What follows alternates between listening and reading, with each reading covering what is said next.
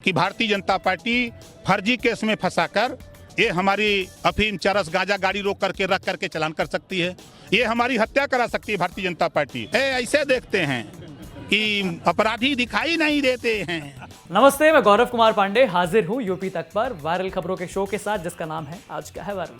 ए भैया, अब ओम प्रकाश राजभर को संकेत मिल रहा है कि जल्द ही बीजेपी इन्हें फर्जी केस में फंसाकर या इनकी गाड़ी में अफीम गांजा चरस रखकर इन्हें फंसा देगी। और तो और इन्हें यह भी लगता है कि बीजेपी इनकी हत्या करा सकती है। लेकिन ऐसा क्यों, तो आप खुद ही सुन लीजिए। भारतीय जनता पार्टी जिस तरह हमको बार बार संदेश मिल रहा है कि भारतीय जनता पार्टी फर्जी केस में फंसाकर ये हमारी अफीम चरस गांजा गाड़ी रोक करके रख करके चलान कर सकती है, ये हमारी हत्या करा सकती है भारतीय जनता पार्टी। क्योंकि इसकी सत्ता देश और प्रदेश की, पहले तो 22 में प्रदेश की जाएगी, ये तय हो गया है कि जाएगी। अब 24 के लिए भी ये परेशान है कि 22 गया तो 24 खत्म। अब मामला यही नहीं रुका, आगे राजभर बोल पड़े कि इनके गृह मंत्री को दूरबीन से देखना पड़ता है कि अपराधी कहां हैं। लेकिन आप वीडियो देखिए।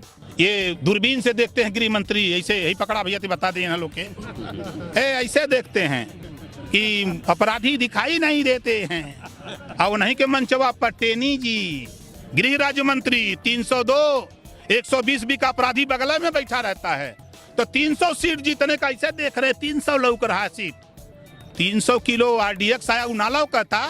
बतावा भैया, लौकत बा कि ना लौकत बा। खैर, ओम प्रकाश राजभर का ये वीडियो सोशल मीडिया पर वायरल है। लोग कह रहे हैं कि बताओ, राजनीति भी क्या गजब चीज है। उनके साथ उठे बैठे खाए पिए आज लगे हैं उन्हीं को खींचने में। चलिए कोई बात नहीं, चुनाव जो ना करवा दे। बढ़ते हैं अपनी अगली खबर की ओर। आज 341 किलोमीटर लंबे पूर्वांचल एक्सप्रेसवे का उद्घाटन हो चुका है। इसे बनाने में कुल 36 महीने लगे, जबकि इसमें कुल लागत 22,500 करोड़ रुपए की आई है। बड़ा जानदार प्रोग्राम था, लेकिन प्लानिंग किसकी थी? आखिर इसके पीछे सोच किसकी थी? दरअसल इसका अगर आपको जवाब चाहिए तो जाइए, उठाइए सोशल मीडिया प्लेटफॉर्म। बड़े बड़े नेता लोग लगे हैं आपको समझाने में।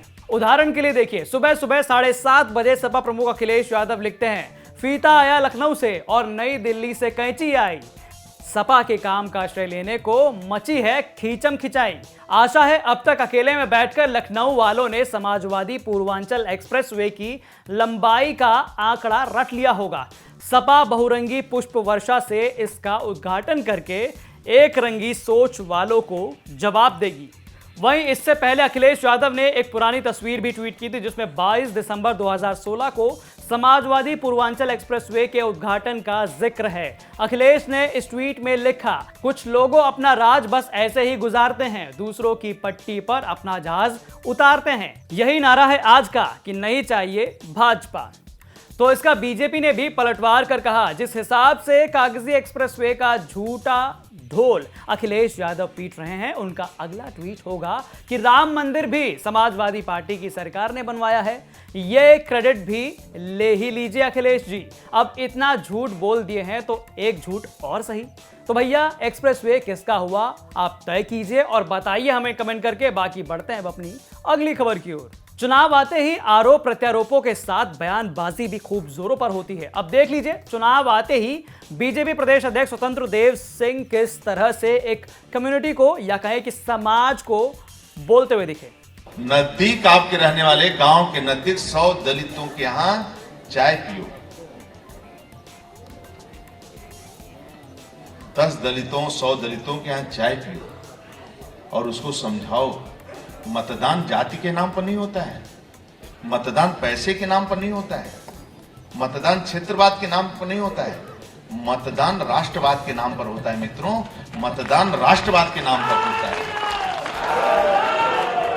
भारत माता की स्वतंत्रता सेनानियों के लिए लोग जो फांसी पर लटक गए, मित्रों, उनके परिवार का कौन विधायक सांसद देश की आजादी के लिए मर गया, देश की स्वतंत्रता दिलाने के लिए शहीद हो गए? कोई है उनके परिवार का? मित्रों, अब इनके इस बयान पर लोग कहते दिखे कि जिस दलित समाज का राष्ट्र निर्माण में सबसे अधिक योगदान है, अब उसे राष्ट्रवाद सिखाएगी भाजपा। दलित समाज ने हमेशा विभाजनकारी नीतियों के विरुद्ध संघर्ष किया है और सत्य का साथ दिया। सत्ता और सचिवालय के लिए सहूलियत और समझदारी की राजनीति किसने की है, वो सब जानते हैं। शर्मनाक बयान। वहीं कुछ कहते दिखे कि भैया, दलितों के लिए आपकी ऐसी संकीर्ण मानसिकता क्या दलित समाज में अपना नेता चुनने की समझ नहीं है? क्या दलित समाज राष्ट्रवादी नहीं है? और तो और आंकड़े पेश करके कुछ लोगों ने दावा किया कि एनसीआरबी के मुताबिक एससी कम्युनिटी पर 25% क्राइम्स यूपी में रिपोर्ट किए जा चुके हैं। तो भैया ये था आज का हमारा वायरल खबरों का हिसाब किताब। जाते जाते सुन लीजिए कि अब यूपी से जुड़े तमाम अपडेट्स आपको यूपी तक की वेबसाइट पर मिलेंगी और तमाम वीडियोस को देखने के लिए देखते रहिए यूपी तक। नमस्ते।